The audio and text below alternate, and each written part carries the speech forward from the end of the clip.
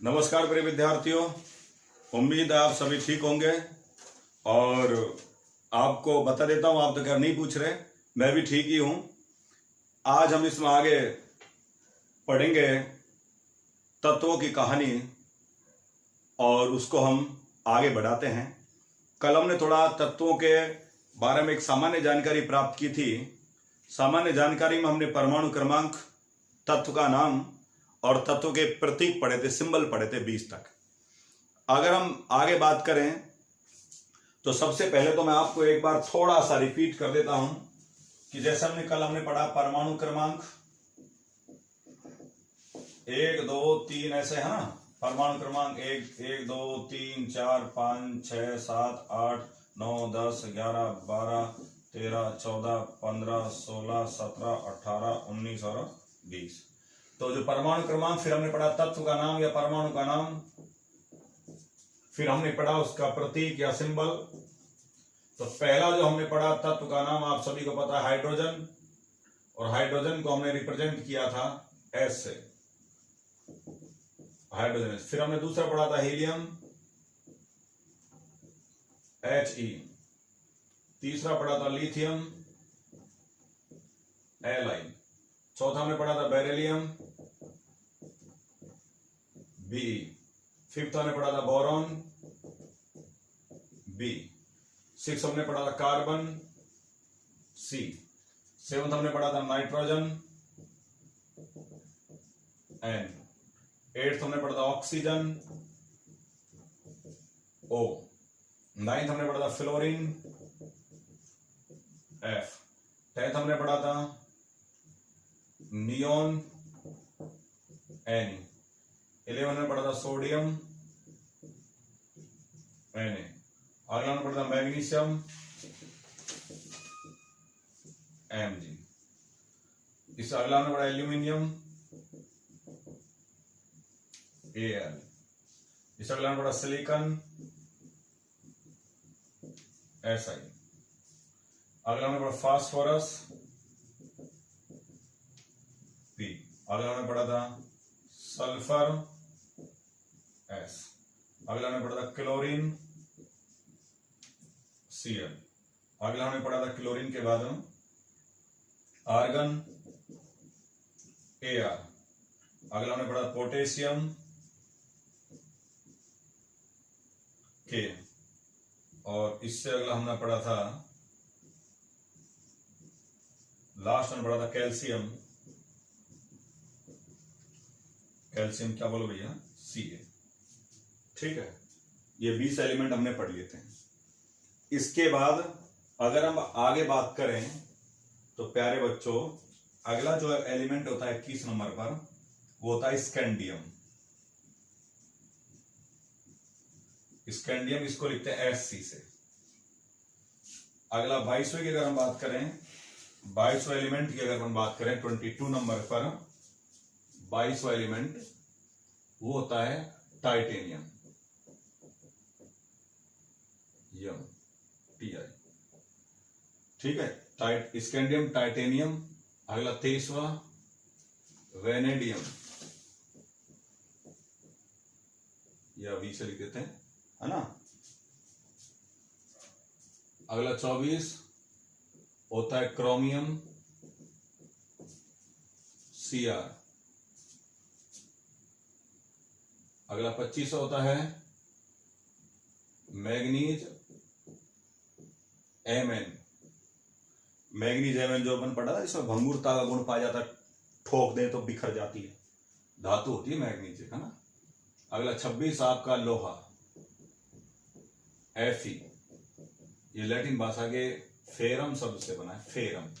Ferrum एक शब्द होता है लैटिन लैंग्वेज, उसमें बना है। 27 कोबाल्ट।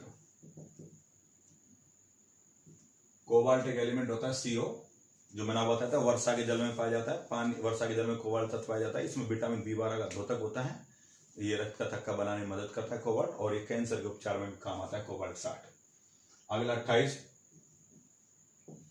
निकेल, Ni, है ना, निकेल। अगला 29 कॉपर, कॉपर या तांबा Cu। अगला 30 जिंक या जस्ता Zn, है ना। इसके बाद गैलियम वगैरह वो आते हैं। कुल मिलाकर के जो मैं आपसे निवेदन करना चाह रहा था वो इतना सा निवेदन करना चाह रहा था कि आपको 118 एलिमेंट है टोटल पीरियोडिक टेबल में, तो आपको 118 तत्वों को याद करने की जरूरत नहीं है। हमारा जो जनरल साइंस में काम है वो 30 तक ही चल जाएगा। कितने तक चल जाएगा बोलो? 30 तक ही काम चल जाएगा। तो प्यारे बच्चों, सबसे पहले अगर हम कल बच्चे कह रहे थे सर वो कुछ ट्रिक बता दो, याद रखने के लिए ट्रिक बता दो सर, तो एक मैं आपको 2 लाइनों की एक छोटी सी ट्रिक बताता हूं। उस ट्रिक को आप थोड़ा सा जब अपना लोगे ना, वो याद कर लोगे, 1-2 बार बोल लोगे, 2 बार बोल लोगे तो वो आपको याद आ जाएगी। पर उससे पहले का एक बार परिचय वहां जरूरी होता है एलिमेंट्स का। तत्वों के बारे में आप जब जानते ही नहीं हो, नाम ही नहीं जानते, तो ट्रिक भी कहां तक तुक्का लगाओगे आप। तो आपको एक बार तत्वों का नाम भी याद होना चाहिए। तो एक बार आप धीरे धीरे रिकॉल करेंगे मेरे साथ। सबसे पहले नंबर 1 पहला तत्व हाइड्रोजन, दूसरा हीलियम, तीसरा लिथियम, चौथा बेरिलियम, पांचवा बोरॉन, छठा कार्बन, सातवां नाइट्रोजन, आठवां ऑक्सीजन, नवा फ्लोरीन, 10वां neon, 11 sodium, 12 magnesium, 13 aluminium, 14 silicon, 15 phosphorus, 16 sulphur, 17 chlorine, 18 argon, 19 potassium, 20 calcium, 21 scandium, 22 titanium, 23 vanadium, 24 बताओ भैया बोलो क्रोमियम, है ना, 25 मैग्नीज, 26 लोहा आयरन, 27 बोलो निकेल, 27 कोबाल्ट, 28 निकेल, 29 कॉपर और 30 जिंक या जस्ता। अब आपको एक सिंपल सा सूत्र याद रखना है, छोटा सा सूत्र है कि है ही ली बी, है ली बी बैकनॉफ ने ना मांगा अल्लाह से, हे लीबी बैकनॉफ ने ना मांगा अल्लाह से पैसा, कल और काका शक्ति, कल और काका शक्ति विकर्मण, कल और काका शक्ति विकर्मण, फी को नीको, फी को नीको, फीको नीको जन, फीको नीको जन। तो बार फिर देखो 2-3 बार बोलेंगे, याद हो जाएगा। है ही लीबी बैकनॉफ ने न मांगा, बोलो एक बार मेरे साथ, है ही लीबी बैकनॉफ ने ना मांगा अल्लाह से पैसा, कल और काका शक्ति, काका शक्ति विकर्मण, फीको नीकू जन, फीको नीकू जन। तो देखो है का मतलब एच और एच का मतलब हाइड्रोजन, ही का मतलब एच ई और एच ई का मतलब हीलियम। अगला ली का मतलब एल आई का मतलब लिथियम, बी का मतलब बी मतलब बेरिलियम। बैकनॉफ का मतलब होगा BCNOF, बैकनॉफ का मतलब होगा BCNOF। बकनॉफ तो B for boron, C for carbon, N for nitrogen, O for oxygen और F फॉर फ्लोरीन। ने ना मांगा, ने मतलब एनी, ना एने, मांगा Mg, ने मतलब एनी, ना एने, मांगा Mg। अल्लाह से पैसा, अल्लाह मतलब एल, से SI, पैसा P और S। ना मांगा, ना मतलब सोडियम, मांगा मैग्नीशियम Mg, अल्लाह एल्युमिनियम Al, से SI सिलिकॉन, पैसा PF, फास्फोरस और सल्फर, कल Cl और Ar मतलब ऑर्गन, काका KC है, के मतलब पोटेशियम, C मतलब कैल्शियम। शक्ति एसिड Ti, शक्ति मतलब स्कैंडियम और टाइटेनियम। विकर्मण विकर्मण, तो वी मतलब वेनेडियम, कर Cr क्रोमियम, मन Mn मैग्नीज, फीको निक्यू फी Fe, को CO, नीकू NiCu। तो Fe फेरम, फेरम मतलब लोहा, को मतलब कोबाल्ट, नीकू निकिल, कु मतलब कोबाल्ट, जन जैडन मतलब जिंक या जस्ता। तो आप 2-3 बार बोलेंगे, है ये ले भी बैठना अपने नामांग अल्लाह से पैसा, कल और काका शक्ति, विक्रमण, फीको नीकू झंगा घी। ओके ठीक है, एक बार आप इसको स्क्रीनशॉट ले लो यूं क्लिक करके, और 1-2 बार बोलोगे, 1-2 बार लिख लेना, आ जाएगा आदत में। तो देखो प्यारे बच्चों, ये तो हमारी बात हुई एलिमेंट्स के नाम और वो। तो जब हम इनको डिटेल में पढ़ेंगे, जब हम आवर्त सारणी पीरियोडिक टेबल पढ़ेंगे, उसमें थोड़ा याद रखेंगे, बनाएंगे, तो आपको क्या थोड़ा थोड़ा नाम जब पहले से पता होता है तो पढ़ने में कुछ आनंद भी आता है, ठीक है ना। आपको थोड़ी थोड़ी जानकारी होती है, थोड़ा थोड़ा डर रहता है ना, तो उससे क्या, डर की वजह से दुनिया में सबसे बड़ी जो चीज होती है वो इंसान को आगे जो नहीं बढ़ने देती है, वो नहीं बढ़ने देता है डर। डर एक ऐसा चीज होता है, भय, आदमी जो होता है बीमारी से नहीं मरता, भय से मरता है। अब कोरोना का चल रहा है, कोरोना का एक्चुअल में क्या, भय ज्यादा है, लोग वाग भय से, डर से ज्यादा मर रहे हैं, बीमारी से नहीं मरता आदमी। और अगर आदमी के अंदर अगर डर नहीं है, भय नहीं है, तो कोरोना अगर आ भी गया बॉडी के अंदर वायरस, तो वो ऑटोमेटिक ठीक हो जाता है, पता भी नहीं चलता। लेकिन कई लोग तो ऐसे जिनके कोरोना है नहीं और उसका उन्होंने भय बना रखा है, कोरोना हो गया, कोरोना हो गया, तो ऐसे लोग मर जाते हैं। तो डर जो है वो सबसे बड़ी चीज है। ऐसे लोगों ने क्या डर पाल रखा है मैथ का, साइंस का, और ये सब मैथ तो इतनी कठिन है, साइंस इतनी कठिन है। अरे इनको बिना बात बदनाम कर रखा है, मैथ और साइंस को बदनाम इसलिए कर रखा है, इनसे दूर रहते हैं, पास आते नहीं, ये बेचारे बदनाम होते घूमते हैं। तो जब आप इनको ईमानदारी से पढ़ोगे, जब आप इनके साथ थोड़ी दोस्ती करोगे, मिलोगे, तो शुरू में ये दोस्ती करने में थोड़े कॉम्प्लिकेटेड होते हैं, मतलब इनको थोड़ा सा टाइम लगता है ये दोस्ती करने में। मैथ और साइंस क्या होते हैं, ये दोस्ती करने में थोड़ा टाइम लेते हैं। फिर मैंने आपको बताया, तो जो चीज टाइम लेती है जिंदगी में वो लंबे समय तक चलती है। तो आप मैथ और साइंस से, रीजनिंग से दोस्ती करोगे, थोड़ा टाइम लगता है, अजीब व गरीब लगता है, लेकिन जब इनसे दोस्ती हो जाती है तो पक्की रहती है, फिर टूटती नहीं है। अब जीके वीके से दोस्ती आसानी से हो जाती है, हिंदी जीके से, लेकिन वो टूटने का डर ज्यादा रहता है जल्दी। इनसे टूटने का डर नहीं रहता, एक बार अगर रिश्ता बन गया तो फेविस्टिक की तरह, फेविकॉल की तरह चिपकाता सा रिश्ता बनता है। तो ऐसा कोई घबराने की बात नहीं, थोड़ा थोड़ा आराम से लो, रिलैक्स लेकर के लो। अब हमें प्यारे बच्चों क्या करना है कि जो ये एलिमेंट्स हैं इनको हम आगे चलते हैं, आगे बढ़ते हैं, एक एक एलिमेंट का हम अध्ययन करेंगे। लगभग 30-40 एलिमेंटों को हम पढ़ेंगे 118 में से, और उससे आपका लगभग 20 से 25%, 25% केमिस्ट्री कवर हो जाएगा। तो बड़ा अच्छा मामला है। सबसे पहले आज हम यहाँ स्टार्ट करने के लिए जा रहे हैं, वो हम स्टार्ट करेंगे, क्या बोलो भैया, हाइड्रोजन। और बीच बीच में जिन चीजों की जरूरत पड़ती रहेगी वो हम आपको समझाते रहेंगे। तो हम प्रकृति का पहला तत्व स्टार्ट करने के लिए जा रहे हैं। तत्व का नाम है हाइड्रोजन। हाइड्रोजन ब्रैकेट में 1H1 हाइड्रोजन, और पहले बच्चों ब्रैकेट में क्या लिखा, 1H1।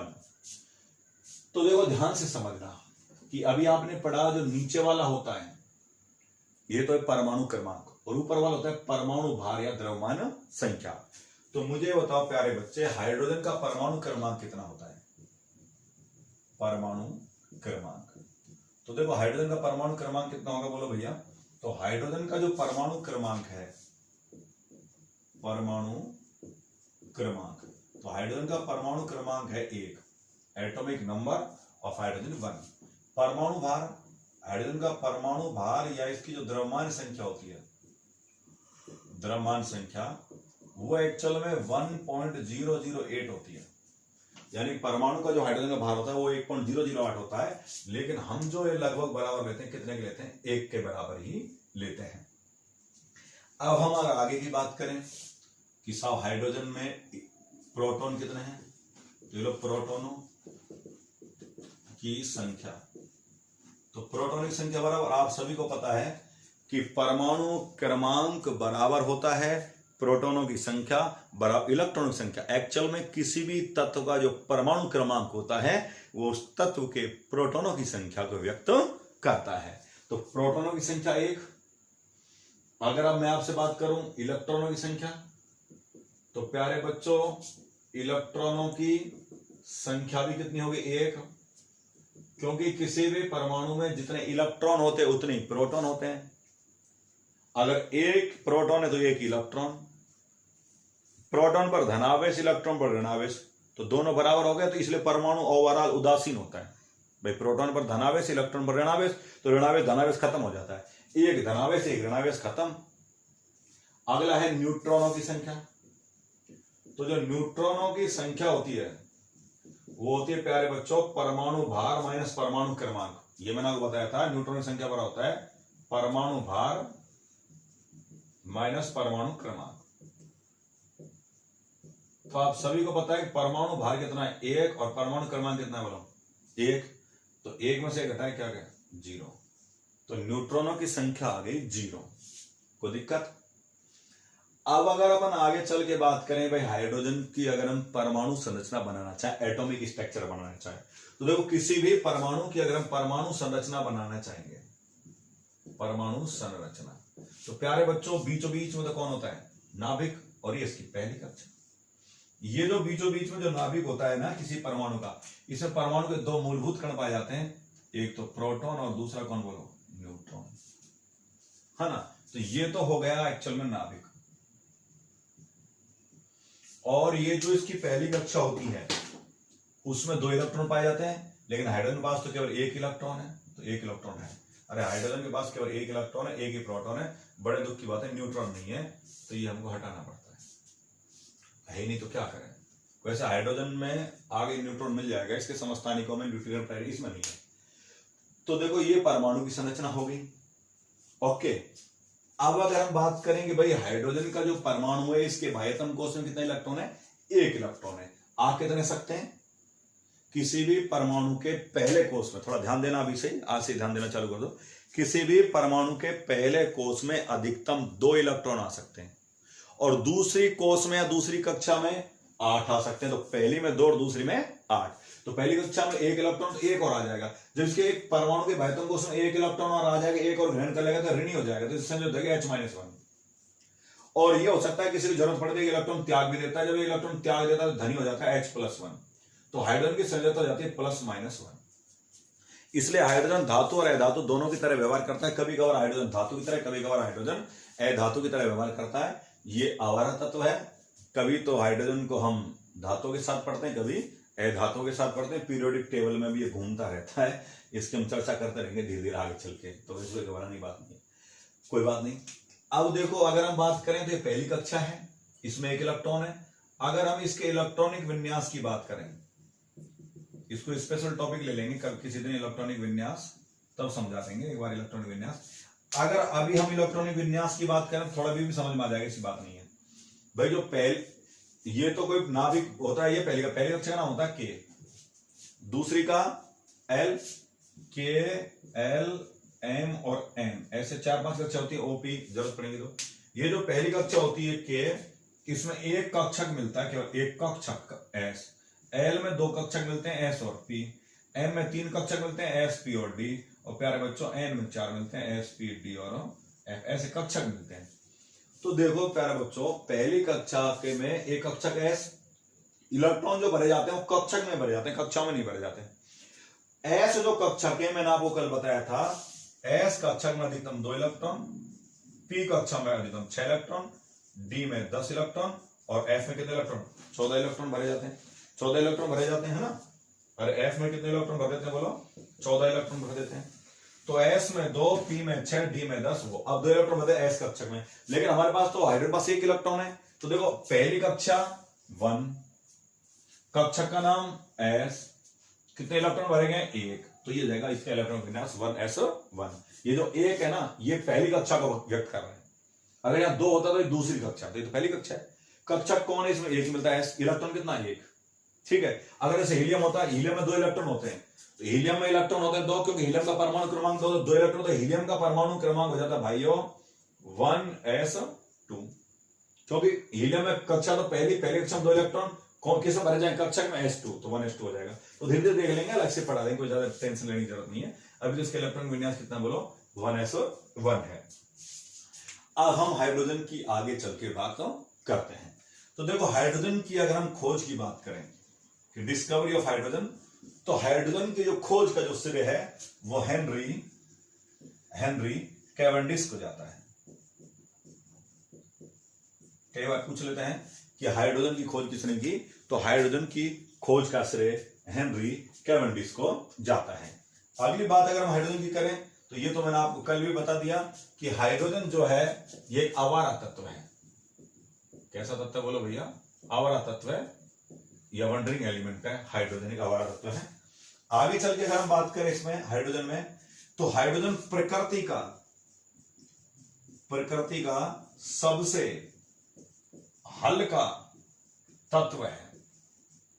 प्रकृति का अगर सबसे हल्का तत्व है तो हाइड्रोजन है, क्योंकि इसका जो वजन होता है हाइड्रोजन का वो होता है 1, और जो हीलियम होता है उसका 4 होता है, लिथियम का 7 होता है, कार्बन का 12 होता है, ऑक्सीजन का 16 होता है। तो सबसे हल्का अगर तत्व है प्रकृति का, तो प्रकृति का सबसे हल्का तत्व है कौन बोलो भैया?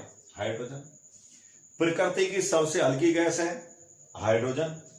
इसके अलावा अगर हम बात करें ब्रह्मांड में अगर सर्वाधिक मात्रा में कोई गैस पाई जाती है तो ब्रह्मांड में सर्वाधिक मात्रा में पाई जाने वाली गैस है, ब्रह्मांड में सर्वाधिक मात्रा में पाई जाने वाली गैस है कौन बोलो? हाइड्रोजन। अगर हम बात करें तो ब्रह्मांड में लगभग 80% हाइड्रोजन है। ब्रह्मांड में लगभग 80% हाइड्रोजन। वायुमंडल की बात नहीं कर रहा भैया, कई लोग वायुमंडल की ब्रह्मांड, वायुमंडल में तो सबसे ज्यादा नाइट्रोजन है लगभग 78%। मैं ब्रह्मांड की बात कर रहा हूं ओवरऑल, जिसका कोई अंत नहीं है। मैंने बताया था एक क्लास में कि ब्रह्मांड इसका ना तो कोई आकार, ना इसकी कोई आकृति, ना इसकी कोई बनावट है, लगातार फैलता जा रहा है। तो ब्रह्मांड में सर्वाधिक मात्रा में अगर कोई गैस है तो वो कौन है? हाइड्रोजन, लगभग 80%। दूसरा नंबर है हीलियम का। हीलियम लगभग 20%। बाकी के तो पॉइंटों में मतलब थोड़े 20 से कम होगी, 19 से होगी या 80 के आसपास है। 99% तो दो नहीं है, बाकी 1% में और टोटल सब है। तो कहने मतलब ब्रह्मांड में सर्वाधिक मात्रा में पाई जाने वाली गैस कौन है बोलो? हाइड्रोजन। हाँ, सूर्य पर सर्वाधिक मात्रा में पाए जाने वाला तत्व या गैस, सूर्य पर सर्वाधिक मात्रा में पाए जाने वाली गैस वो भी भैया हाइड्रोजन है। लगभग 73 कुछ % है, हम लगभग 75% लेते हैं, 75% है। और जो हीलियम है, हीलियम उसकी अगर बात करें तो वो 20% है ब्रह्मांड में, और सूर्य की बात करें लगभग 25% है। वैसे लगभग 73.5% हाइड्रोजन, 25 है, 98-99%, बाकी 1.5% में और है सूर्य पर, है ना। पर फिर लगभग ये लेते हैं राउंड अप करके। तो भैया याद रखना कि सूर्य पर सर्वाधिक मात्रा में हाइड्रोजन है 75%, 25% है हीलियम। सूर्य पर हाइड्रोजन और हीलियम का अनुपात 3:1 है। 3 हाइड्रोजन 1 हीलियम, 25 में 25, 25 भी 75। पिछली बार ऐसे मैं पूछ लेता इससे पहले वाले एग्जाम में कि सूर्य पर हाइड्रोजन और हीलियम का अनुपात है 3:1। हालांकि हम अलग से जब सूर्य पढ़ेंगे तो अलग से बता देंगे। तो अभी तो यहाँ तो हाइड्रोजन ब्रह्मांड में भी साबित इसका अच्छा रोल है। सूर्य पर ही 75% है कौन बोलो भैया? हाइड्रोजन। आगे चल के अगर हम इस हाइड्रोजन के बारे में और भी बात करें कि सब और क्या कहानी हाइड्रोजन की, तो हाइड्रोजन के बारे में आगे अगर हम चल के बात करें तो ये कहा जाता है कि हाइड्रोजन प्रकृति का एकमात्र ऐसा तत्व है, हाइड्रोजन इस प्रकृति का एकमात्र ऐसा तत्व है जिसके नाभिक में न्यूट्रॉन नहीं पाया जाता है। आप देखो न्यूट्रॉन की संख्या 0 है। क्वेश्चन आता है एग्जाम में कि प्रकृति के उस तत्व का नाम बताइए जिसके नाभिक में न्यूट्रॉन नहीं पाया जाता है। तो प्यारे बच्चों, न्यूट्रॉन जो नहीं पाया जाता है वो किसमें नहीं पाया जाता बोलो? हाइड्रोजन के नाभिक में न्यूट्रॉन नहीं पाया जाता है। अगर हम हकीकत में बात करें तो जो हाइड्रोजन है उसके 3 समस्थानिक है। There are 3 isotopes of hydrogen. तो हाइड्रोजन के 3 समस्थानिक है, मैंने आपको बताए थे एक बार हाइड्रोजन के समस्थानिक। तो प्यारे बच्चों ध्यान से देखना, हाइड्रोजन के जो समस्थानिक है, पहला जो समस्थानिक वो है प्रोटियम, जिसे हम रिप्रेजेंट करते हैं 1H1 से। हाइड्रोजन का जो दूसरा समस्थानिक है वो है ड्यूटीरियम, जिसे हम लिखते हैं 1H2 से। और हाइड्रोजन का जो तीसरा समस्थानिक है वो है प्यारे बच्चों ट्राइटियम, जिसे हम लिखते हैं 1HO3 से। तो देखो प्यारे बच्चों बड़े ध्यान से आप सुनेंगे कि हाइड्रोजन का पहला समस्थानिक प्रोटियम। समस्थानिक क्या होता है? आइसोटॉप्स, ये मैंने पहले बता दिया था आपको पिछली वीडियो में, इससे पिछले वाली में क्या बताया था कि एक ही तत्व के अलग अलग परमाणु जिनका परमाणु क्रमांक तो समान हो लेकिन परमाणु भार या द्रव्यमान संख्या अलग अलग हो, समस्थानिक कहलाते हैं। तो हाइड्रोजन के जो समस्थानिक है प्रोटियम, ड्यूटीरियम, ट्राइटियम, इनका परमाणु क्रमांक समान है। देखो आप गौर अगर फरमाएंगे तो इन सबका परमाणु क्रमांक समान है। प्रोटियम का परमाणु क्रमांक 1, ड्यूटेरियम का परमाणु क्रमांक और ट्राइटियम का परमाणु क्रमांक भी 1।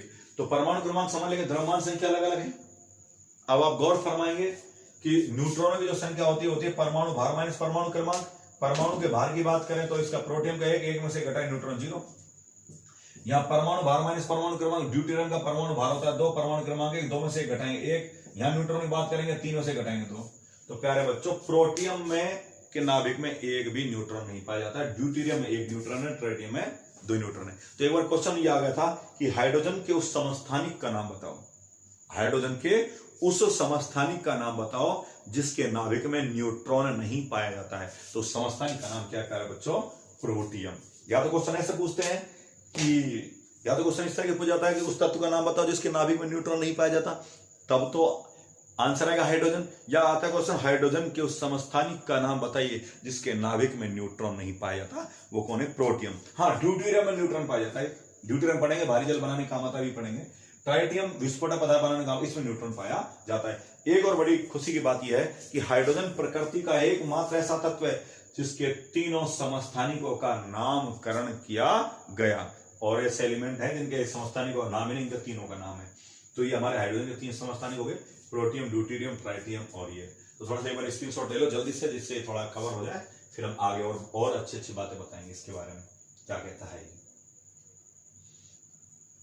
ले लिया? चलो ठीक है। अब देखो आगे चल के अगर हम बात करें इसमें कि हाइड्रोजन के प्रकृति में 3 समस्थानिकों का पता लगा लिया गया, प्रोटियम, ड्यूटेरियम और ट्राइटियम। थोड़ा थोड़ा इनके बारे में भी सामान्य जानकारी हम ले लेते हैं और क्वेश्चन क्या बनते हैं वो भी देख लेते हैं। तो प्यारे बच्चों, पहला जो हाइड्रोजन का समस्थानिक वो है प्रोटियम, यानी कि 1H1।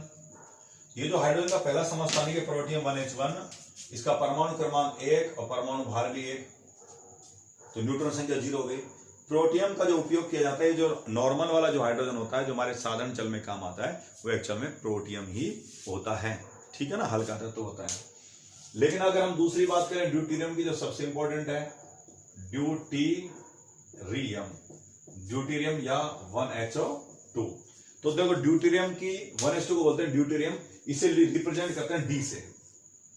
देखो साधारण जल का जो सूत्र होता है वो होता है H2O, और भारी जल का जो सूत्र होता है वो होता है D2O। यहां D का होता है ड्यूटेरियम, ये भी पानी का सूत्र है, ये भी पानी, H2O भी पानी का सूत्र है, D2O भी पानी का सूत्र है। लेकिन जो D2O है ये भारी जल का सूत्र है। किसका सूत्र है बोलो? भारी जल का। तो ये जो भारी जल है इसमें D फॉर ड्यूटेरियम होता है। भारी जल की खोज का श्रेय यूरे नामक व्यक्ति को जाता है। कि भारी जल की एक बार पूछ रहे थे राजस्थान पुलिस में, एक बार जो ऑफलाइन पेपर था जो कैंसिल हो गया था, कि भारी जल की खोज किसने की? तो भारी जल खोज की यूरे नामक व्यक्ति ने की है। भारी जल का सूत्र होता है D2O, ड्यूटेरियम ऑक्साइड। क्वेश्चन ये आता है कि भारी जल में हाइड्रोजन के किस समस्थानिक का उपयोग किया जाता है? ऑप्शन प्रोटियम, ड्यूटेरियम, ट्राइटियम, तीनों का। तो भारी जल में हाइड्रोजन का समस्थानिक ड्यूटेरियम काम में लिया जाता है। भारी जल की खोज का श्रेय यूरे नामक व्यक्ति को जाता है। अब ये भारी जल कैसे बनता है? अरे जो साधारण जल होता है उसका विद्युत अपघटन करो। साधारण जल एक बाल्टी में, एक बर्तन में, उसमें एक तो डाल दो पॉजिटिव, एक नेगेटिव रॉड, एक एनोड और एक कैथोड, और लाइट छोड़ दो उसमें। लंबे समय तक विद्युत अपघटन करा लो, भारी जल बन जाएगा। और इस भारी जल का उपयोग परमाणु भट्टी अथवा नाभिक के रिएक्टरों में ग्रेफाइट की छड़ों के साथ मंदक के रूप में किया जाता है। तो क्वेश्चन आता है कि भैया भारी जल का उपयोग कहां किया जाता है? परमाणु भट्टियों में मंदक के रूप में किया जाता है, या डीमॉडरेटर के रूप में भारी जल का उपयोग किया जाता है। कई बार तो पेपर में पूछ लेते हैं भारी जल का सूत्र क्या होता है? D2 होता है। एक बार पेपर में एसएससी में पूछ लिया जाता कि भारी जल का परमाणु भार कितना होता है। देखो मैंने आपको एक बार बताया था साधारण जल का जो सूत्र होता है वो तो होता है, प्यारे बच्चों, क्या होता है? H2O। अभी आपको इतना तो पता चल गया, एक हाइड्रोजन का वजन होता है 1H1, और हाइड्रोजन वजन कितना होता है 1, तो 2 हाइड्रोजन का वजन 2, प्लस ऑक्सीजन का वजन अभी आपको पता नहीं 8 और 16 होता है ऑक्सीजन का वजन। थोड़ा याद रखना सीख लो। ऑक्सीजन वजन होता है 16, तो पानी का वजन कितना हो गया? साधारण जल का वजन पानी का 16, तो 18 हो गया, 18 हो गया बाहर। लेकिन भारी जल होता है D2O, ड्यूटेरियम ऑक्साइड। तो D2 का मतलब 1H2 होता है ड्यूटेरियम। तो एक हाइड्रोजन का वजन कितना है? 2। अरे एक हाइड्रोजन का वजन कितना है यहाँ? 2। तो D2 है तो 2 का कितना हो जाएगा? 4। ऑक्सीजन तो अकेले 16, तो 16 4 20। तो प्यारे बच्चों ध्यान रखना, भारी जल का जो परमाणु भार होता है या उसके एक अणु का जो भार होता है वो होता है 20, और साधारण जल का कितना होता है? 18। ओके, अगला था लास्ट, हाइड्रोजन का जो लास्ट समस्थानिक है तीसरा, उसे प्यारा बच्चा हम क्या बोलते हैं? ट्राइटियम। क्या बोलते हैं बोलो, ट्राइटियम। तो हाइड्रोजन का जो हमारे पास तीसरा समस्थानिक है वो ट्राइटियम। ट्राइटियम यानी 1s3। ये जो ट्राइटियम है 1s3, इसका उपयोग प्यारे बच्चों विस्फोटक पदार्थ बनाने में किया जाता है। जो टेररिस्ट होते हैं, आतंकवादी होते हैं, जो बम बनाते हैं, उसमें हाइड्रोजन समस्थानिक ट्राइटियम का उपयोग किया जाता है। इसके अलावा अगर हम प्यारे बच्चों आगे बात करें हाइड्रोजन के बारे में, क्योंकि हाइड्रोजन की जो कहानी है वो बड़ी लंबी कहानी है। वैसे तो छोटी कहानी थी, इसको हमने और अच्छा बना लिया। जितने भी जो क्वेश्चन एग्जाम में आए होते हैं उन सारे क्वेश्चनों का हमने इसमें समावेश भी कर लिया धीरे धीरे, जिससे कि आपको थोड़ी सावधानी रहे। और बच्चे कहते हैं सर आप इंपॉर्टेंट क्वेश्चन बता दिया करो, तो इंपॉर्टेंट क्वेश्चन तो मैं आपको साथ साथ बता के चलता हूँ। वैसे तो देखो कंपटीशन में हर चीज इंपॉर्टेंट होती है, जिंदगी में हर चीज इंपॉर्टेंट होती है। ऐसा नहीं होता कि दुनिया में कौन इंपॉर्टेंट है कौन इंपॉर्टेंट नहीं है। दुनिया में जो सभी लोग होते हैं वो बड़े महत्वपूर्ण होते हैं। जो दुनिया में आते हैं, मिलते हैं, साथ रहते हैं, वो भी इंपॉर्टेंट होते हैं। दुनिया में जो लोग धोखा दे करके जाते हैं वो और भी ज्यादा इंपॉर्टेंट होते हैं, क्योंकि वो कुछ सबक सिखा के जाते हैं। तो दुनिया में पास होना तो इंपॉर्टेंट होता है, दुनिया में फेल होना वेरी इंपॉर्टेंट होता है। जो आदमी ज्यादा बार फेल होता है उसके पास अच्छा एक्सपीरियंस होता है, अच्छा अनुभव होता है, बशर्ते कि वो उनका सुधार करे। आप एक बार फेल हुए, कमियों को आपने ढूंढा, उनका आपने रिकवर किया, आप बहुत बड़े आदमी बन जाओगे। लेकिन आप फेल होते होते जा रहे हो, लेकिन आप उस कारण का पता नहीं चल पा रहा कि आप फेल क्यों हो रहे हो, तो कमियां बढ़ती जाती हैं, तो वो दिक्कत हो जाता है। कई लोग कहते हैं साहब हम पता नहीं, हमें लोग बार बार धोखा देके चले जाते हैं। तो वो लोग बार बार आपको जो धोखा देके जा रहे हैं, आपने जो पहला आदमी जो धोखा देकर गया था उसकी कमियों को नहीं पता चला है। अगर उनकी कमियों को पता चला है तो उनमें सुधार करते हैं दूसरे पर, तीसरे पर, तो आपको इतना होता ही नहीं। इसका मतलब उससे उनसे ज्यादा आप में कमियां हैं। तो थोड़ा विशेष तौर पर ध्यान देना कि जो टेररिस्ट हैं वो ट्राइटियम का उपयोग करते हैं। आगे हाइड्रोजन की कहानी बड़ी लंबी कहानी, अच्छे बड़े चली रही है। इस कहानी में आगे हम बात करते हैं कि ये जो हाइड्रोजन होता है इसे भविष्य का ईंधन भी कहा जाता है। क्योंकि आपको प्यारा बच्चों में बता दूं कि सौर ऊर्जा का सर्वोत्तम स्रोत हाइड्रोजन है। सौर ऊर्जा का जो सोलर एनर्जी का जो आजकल क्रेज चल रहा है, सौर ऊर्जा का सर्वोत्तम जो स्रोत है वो कौन है बोलो, सूर्य है। सूर्य सौर ऊर्जा का स्रोत, और सूर्य पर जो ईंधन का स्रोत है वो हाइड्रोजन है, क्योंकि सूर्य पर हाइड्रोजन और हीलियम दो गैसें हैं।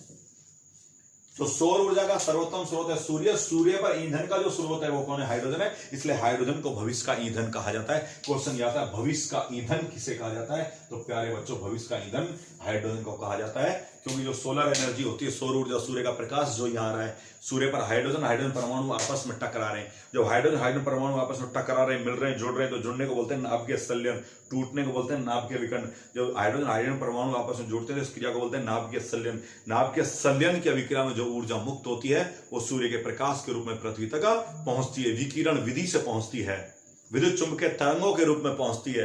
पहुंचने में लगभग 499 सेकंड का समय लेती है, 8 मिनट और 20 सेकंड का समय लेती है, 3 लाख किलोमीटर प्रति सेकंड की चाल से चलती है। बहुत सारी बातें वो तो हम आपको बताएंगे, लेकिन अभी तो आपको केवल इतना सा याद रखना है कि सौर ऊर्जा का सर्वोत्तम स्रोत सूर्य, और सूर्य पर जो ईंधन का सबसे अच्छा स्रोत है वो कौन है बोलो, हाइड्रोजन है। इसलिए हाइड्रोजन को भविष्य का ईंधन कहा जाता है, क्योंकि सौर ऊर्जा का अच्छा क्रेज चल रहा है। राजस्थान का इंडिया में सौर ऊर्जा उत्पादन में पहला स्थान है, और उसमें भी जोधपुर का पहले नंबर पर है सौर ऊर्जा उत्पादन में। ओके, कोई दिक्कत कई बार आता है। तो राजस्थान का अच्छा लेवल चल रहा है, और सौर ऊर्जा में भी हम धीरे धीरे आत्मनिर्भर बनने जा रहे हैं। और थोड़ा सौर ऊर्जा में सरकार लगभग 30 से 40% सब्सिडी भी दे रही है, और अभी आपको बहुत डिटेल में आगे बता देंगे। तो सौर ऊर्जा का सर्वोत्तम सूर्य, सूर्य पर ऊर्जा स्रोत हाइड्रोजन, इसलिए हाइड्रोजन को भविष्य का ईंधन कहा जाता है। इसके अलावा प्यारे बच्चों में आपको बताना चाह रहा था कि हाइड्रोजन से हाइड्रोजन बम बनता है। हाइड्रोजन से हाइड्रोजन बम बनता है जो नाभिकीय संलयन के सिद्धांत पर कार्य करता है। 2 प्रकार की अभिक्रिया होती हैं, एक तो नाभिकीय संलयन, और एक नाभिकीय विखंडन। एक तो क्या होता है नाभिकीय संलयन, एक होते हैं नाभिकीय विखंडन। संलयन कौन होता है, जुड़ना, विखंडन होता है टूटना। तो जो हाइड्रोजन जो बम होता है वो भैया नाभिकीय संलयन के सिद्धांत पर कार्य करता है, जबकि जो परमाणु बम होता है वो नाभिकीय विखंडन के सिद्धांत पर कार्य करता है। परमाणु जो बम होता है वो नाभिकीय विखंडन के सिद्धांत पर कार्य करता है। तो संलयन होता है जुड़ना। तो प्यारे बच्चों, जुड़ने में ज्यादा ऊर्जा खर्च होती है बजाय टूटने के। रिश्ते बनाने में टाइम लगता है, समय लगता है, ऊर्जा खर्च होती है रिश्ते बनाने में, भयंकर वाली ऊर्जा खर्च होती है, आपको बड़ा अनुभव भी होगा। लेकिन रिश्ते तोड़ने में ऊर्जा खर्च नहीं होती, सेकंडों में रिश्ते टूट जाते हैं। तो याद रखना, हाइड्रोजन बम ज्यादा खतरनाक है परमाणु बम के, हाइड्रोजन बम ज्यादा खतरनाक है परमाणु बम के। इसलिए अगर अपन वास्तविकता में बात करें तो हाइड्रोजन बम है वो ज्यादा हानिकारक है। हाल ही में हाइड्रोजन बम का जो परीक्षण है उत्तरी कोरिया के तानाशाह राष्ट्रपति किम जोंग ने किया था, लगभग 2015 की बात है। 2015 स्टार्टिंग में जनवरी फरवरी में लास्ट टाइम हाइड्रोजन बम का परीक्षण उत्तर कोरिया ने किया है। वहां के जो तानाशाह राष्ट्रपति किम जोंग की कहानी कभी आपको बहुत डिटेल में बताएंगे, अभी इतना ही। तो हाइड्रोजन जो बम है इसकी जो खोज का जो श्रेय है वो किसको जाता है, बोलो भैया? हाइड्रोजन जो बम है और एक होता है भैया परमाणु बम। तो हाइड्रोजन बम की जो खोज का जो श्रेय वो तो जाता है एडवर्ड टेलर को, एडवर्ड टेलर को। और परमाणु बम की खोज का श्रेय किसे जाता है? ओटो हन को, है ना। तो ये एडवर्ड टेलर हैं हाइड्रोजन बम के प्रणेता, परमाणु बम के ओटो हन। तो बताओ कोई दिक्कत यहां तक? ठीक है ना। इसके अलावा आपको पता है आगे हम एक बार ऐसा ले लेंगे उपकरण और खोजकर्ता। जैसे आपसे मैं पूछूं मोबाइल खोज किसने की, जो जिससे आप पढ़ रहे हो यूट्यूब पर, आप जो देख रहे हो कर रहे हो आज, उस मोबाइल की खोज किसने की? कई बार एग्जाम में आता है, चलो खैर हो सकता है आपको नहीं पता। तो मार्टिन कूपर ने मोबाइल की खोज की थी। तो एक दिन हम क्लास ले लेंगे हाइड्रोजन बम, परमाणु बम या पंखे का आविष्कार या पेन कॉपी का, तो वो एक दिन अलग से क्लास ले लेंगे। वो रेगुलर क्लास में तो नहीं हो पाएगा पर बीच में ले लेंगे। वैसे तो आप खुद भी समझदार अपने लेवल तैयार कर सकते हो। तो ये भैया प्यारे बच्चों आज हाइड्रोजन की हमने थोड़ी थोड़ी सिंपल सी कहानी के बारे में चर्चा की कि हाइड्रोजन क्या होता है, कैसे इसका उपयोग किया जाता है। तो प्यारे बच्चों आज इतना ही रहेगा। कल हम इसमें कहानी को आगे बढ़ाएंगे, थोड़ा हाइड्रोजन रिपीट कर देंगे 1-2 मिनट में कल। उसके बाद हम कल जो हम स्टार्ट करेंगे वो स्टार्ट करेंगे अक्रिय gas, helium, neon, argon, krypton, xenon और रेडॉन। तो कल आप सुनेंगे कि अक्रिय गैस की कहानी कुणाल तिवारी की जुबानी कल हम पढ़ेंगे। आज के लिए इतनी होगा। केवल और केवल 2 लाइनों के साथ मैं अपनी वाणी को विराम देता हूं। कोई गलती हो तो माफ कर देना, परेशान सुनेंगे। बड़े दौर गुजरे हैं जिंदगी के, बड़े दौर गुजरे हैं जिंदगी के, ये दौर भी गुजर जाएगा, ये दौर भी गुजर जाएगा। थाम लो पांव अपने घरों पर, थाम लो पांव अपने घरों पर, ये मंजर भी गुजर जाएगा, ये मंजर भी गुजर जाएगा। मंजिल भी मिलेगी, मंजिल भी मिलेगी और जिंदगी जीने का मजा भी आएगा। Be safe, stay home. Thanks so much.